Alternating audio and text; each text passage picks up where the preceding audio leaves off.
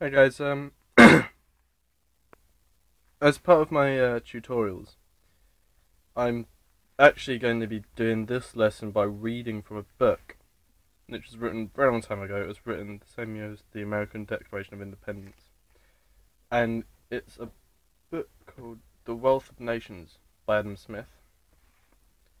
It's a really good book. It's a joy to read. I've read it several times. But this lesson is going to be on the division of labour. So I'm going to read a couple of things from it. I'm going to read the introduction of Chapter 1 from Book 1. The chapter's on the division of labour. It says here, the greatest improvement in the productive powers of labour, and the greater part of the skill, dexterity, and judgment with which it is anywhere directed or applied, seem to have been the effects of the division of labour. The effects of the division of labour in the general business of society will be more easily understood by considering in what manner it operates in some particular function, in particular manufactures.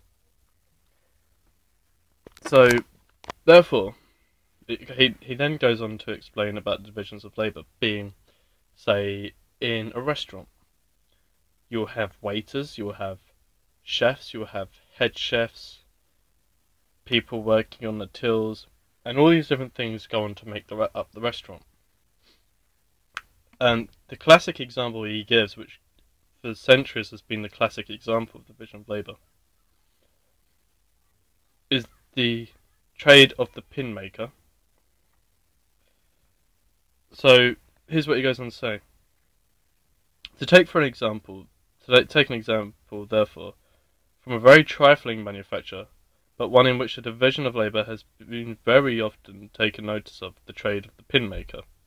A workman not educated to this business, which the division of labour has rendered a distinct trade, nor acquainted with the use of the machinery employed in it, to the invention of which the same division of labour has probably given occasion, could scarce, perhaps, with his utmost industry, make one pin in a day, and certainly could not make 20.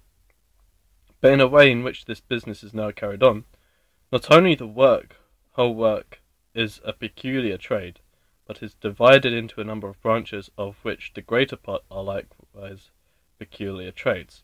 One man draws out the wire, another straights it, a third cuts it, a fourth points it, a fifth grinds it to the top for receiving the head. To make the head requires 2 or 3 distinct operations. To put it on is a peculiar business, to whiten the pins is another. It is even a trade by itself to put them into the paper, and the important business of making a pin is in this manner divided into about 18 distinct operations, which in some manufactories are all performed by distinct hands, though in others the same man would sometimes perform 2 or 3 of them.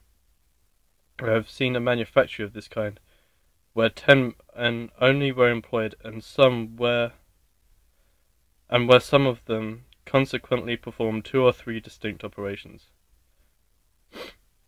So therefore, it shows all the different people who are employed to make up a factory just for the sake of making this one pin. And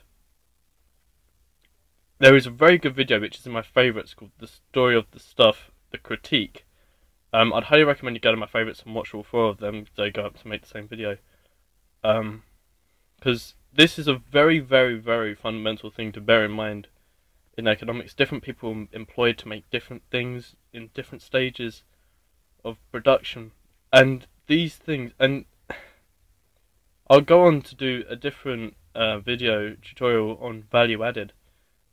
But it's these things that make up the things that we purchase, and very, very fundamental in supply and demand as well, which I'll also go on to make the video for. But I just wanted to bring that to your attention. So thanks for watching. I'll elaborate on why this is very important in future tutorials.